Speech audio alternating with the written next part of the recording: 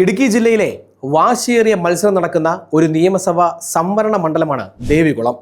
തോട്ടം തൊഴിലാളികളാണ് ഇവിടുത്തെ ഒരു പ്രധാന ജനവിഭാഗം. CPMലെ അഡ്വക്കേറ്റ് എ രാജയാണ് സിറ്റിംഗ് MLA.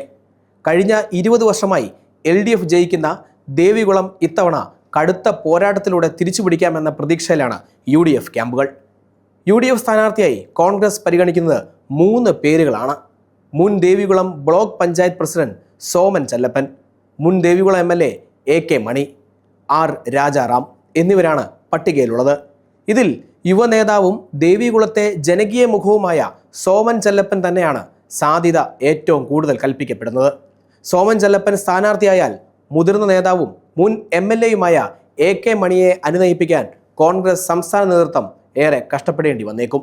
ഇനി BJP സ്ഥാനാർത്ഥി ആരെന്ന് പരിശോധിച്ചാൽ ദേവികുളം മുൻ MLA S രാജേന്ദ്രനായിരിക്കും BJP സ്ഥാനാർത്ഥി.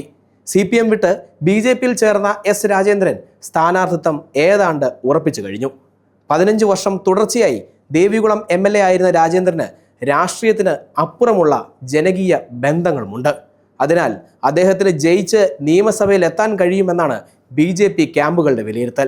LDF സ്ഥാനാർത്ഥിയായി സിറ്റിംഗ് MLAയും CPM യുവനേതാവുമായ A രാജ മത്സരിക്കുമെന്ന് ഏതാണ്ട് ഉറപ്പായി കഴിഞ്ഞു.